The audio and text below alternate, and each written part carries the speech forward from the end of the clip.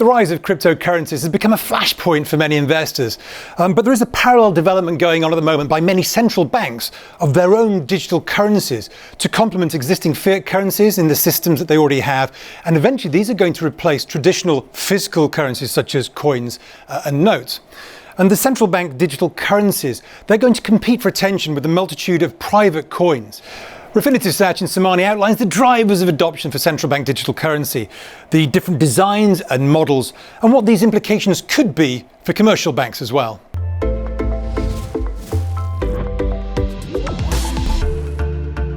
There are many drivers that central banks today consider, or different countries they consider, while exploring the central bank digital currencies.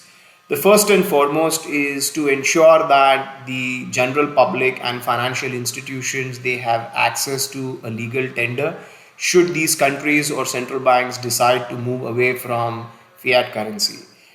We all know that the use of cash in the economy today, globally it is reducing, and this is primarily due to the fact that we see more and more economies and consumers adopting digital transactions via credit cards, the payment gateways, and so on and so forth. Now, what has also happened, or the second driver as I see, is the efficiency in the payment system is increasing. Now, the payment systems are broadly in two aspects, or two categories. One is the retail, which is the general public, which is what you and I would use, but also the efficiency in the wholesale payment systems. Now, when we look at these efficiency, it implies two aspects. One is with respect to the wholesale efficiency, wholesale payment efficiency, it will reduce the time for cross-border payments, the settlement time, and also the extended period that people could settle their debts. The other thing I've noticed is more so in the developing economies, the central banks or these countries could benefit from the removal of low value coins from the system. It is difficult to maintain these. It is also a costly affair, and with the central bank digital currencies, these economies could definitely benefit from it. I would also say that one of the drivers that many of the central banks are also seeing is the competition from private e-money. Now, if, for example, the private e-money is more widely accepted than the central bank issued digital currency, then it could mean that people who are receiving, or the state subjects who receive benefits from the governments, would be at a disadvantage than the general public who is accepting the privately issued e-money. These are some of the major drivers which are prompting central banks across the globe to consider and explore digital currencies which are being backed by them, or the liabilities lie on the central banks.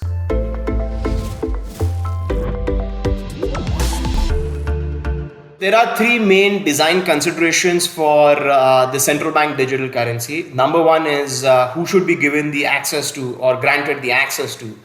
The number two is the degree of anonymity. And the third is, will the central bank issued digital currency have an interest-bearing characteristics. Now, when the central bank, they want to go and issue a digital currency, then it should have all the features that of a fiat currencies. For central bank to act as the central counterparty, it also means that there should be interoperability between the fiat currency and the central bank digitally issued currencies. Now, central bank digital currency, there are a few characteristics, or what I call as the models. One is they need to be widely accepted. So the interoperability between the fiat currencies and the central bank digital currency, that should exist. It should also be recognized as a legal tender in that country. Secondly is the central bank should guarantee at par convertibility between the existing fiat currency and the digital version of it.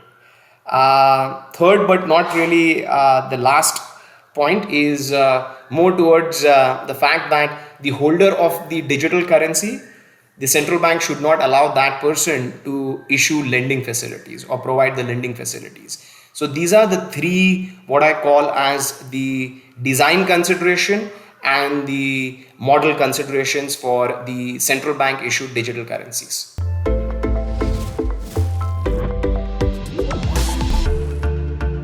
There are many implications when we consider central bank digital currencies on the commercial banks and also for the non-bank financial institutions or corporations.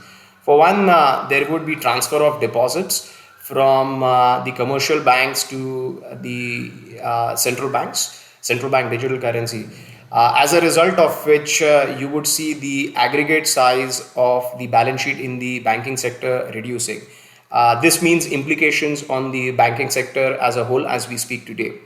Likewise, like any business, when the commercial banks they come under competitive threat, they would do or they would innovate and they would have to remain competitive so as to sustain their business. My view is they would offer competitive interest rates on the bank deposits, but to do that, it would also mean that they would have to perhaps look at some cost reduction exercise. All of this could also mean that the lending rates, the rate at which they would lend to the general public and to the smaller businesses, it might increase. Now, this would impact these MSMEs and the private individuals who have a very low price sensitivity. So these are some of the implications I see on the commercial banks. Now, what I also see is the commercial bank.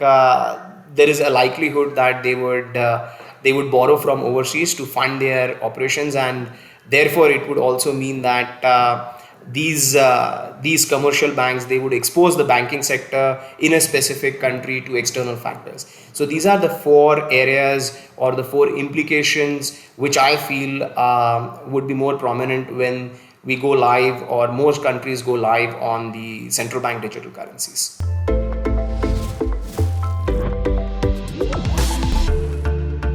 Many challenges, across the spectrum. So for one, the central banks, they have to decide on the monetary policies. So while certain countries, they have taken the lead in terms of how they would like to implement, whether it is a centralized, in terms of the technology, whether it would be distributed ledger technology or centralized databases.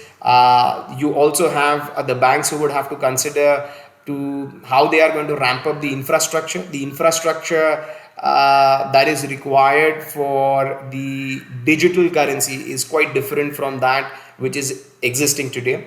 The banks they would have to or the institutions would have to consider how these two different infrastructure they seamlessly merge with each other.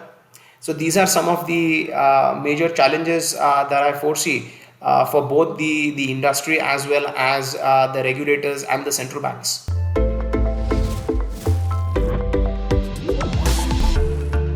If we go back, if we take a step back, why did the central banks in first place consider talking about the digital version of the fiat currency?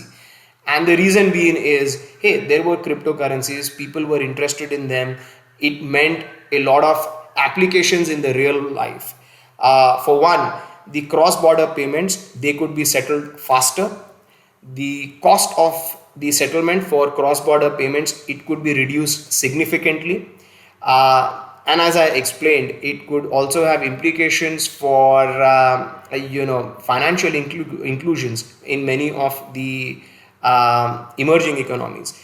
Now, having said that, there exists no reason or there is no foreseeable reason I see where both the cryptocurrencies and a central bank digital currency cannot coexist.